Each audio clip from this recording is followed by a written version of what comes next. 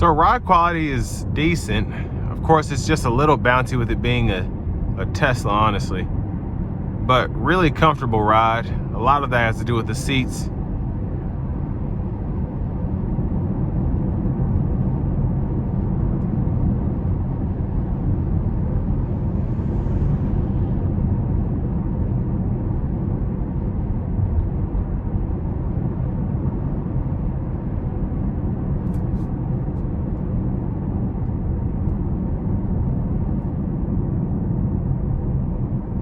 And I have the vehicle in insane mode now, and it's just really fun to drive having that instant torque available.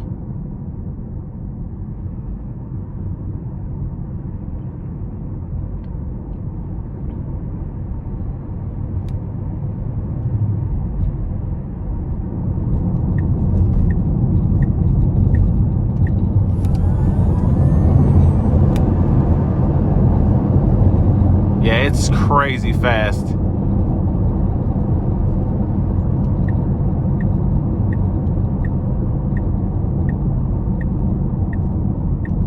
Give myself just a little bit of space because nobody's behind me. Oh, well, this truck's getting off anyway. All right. So we're gonna put our foot down here.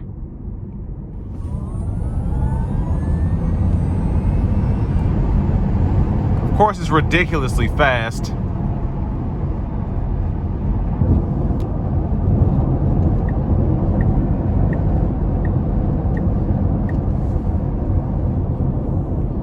Well, that's annoying.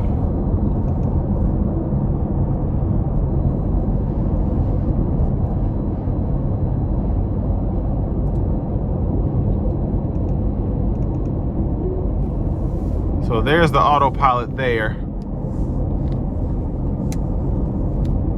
So you just double click that twice to get it going.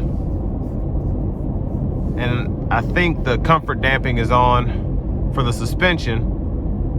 And it's actually pretty good. And of course, it's not like a Benz or anything, but for an EV, very, very good.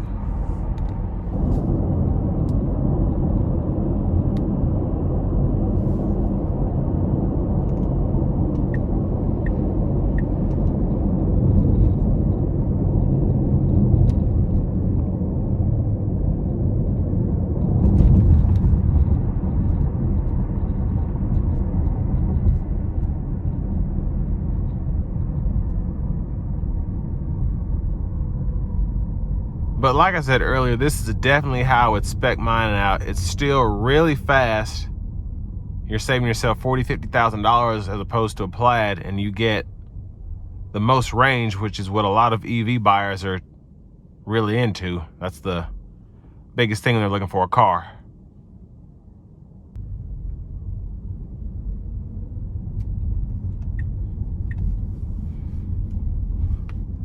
And driving one of these definitely just takes some getting used to. But once you get the hang of it, it's pretty easy.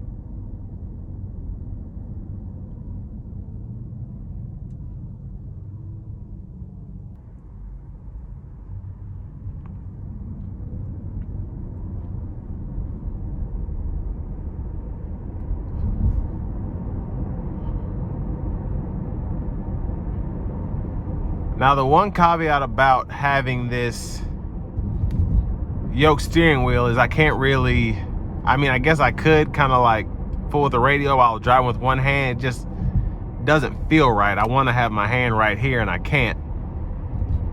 But when you're putting your foot down, which is what you'll want to do from time to time, this is the best way to do it right here. You just have full control and you feel like you're flying a space shuttle, which is how this thing accelerates. So why not put the steering wheel in it to match?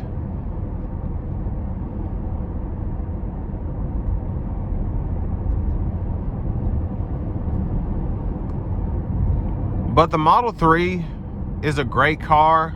Most of the Teslas are, except for the interior build quality and the exterior paint. But this is just a really, really good car for an EV. Take that back. This is a fantastic car for an EV. You have the acceleration, the range, the technology, and that's why these are the best-selling EVs right now. It still drives a little too computer-like for me, and I'm not really behind all the hype for Teslas in particular, but they make good cars. For what, if you're in the market for one of these, they make a good car.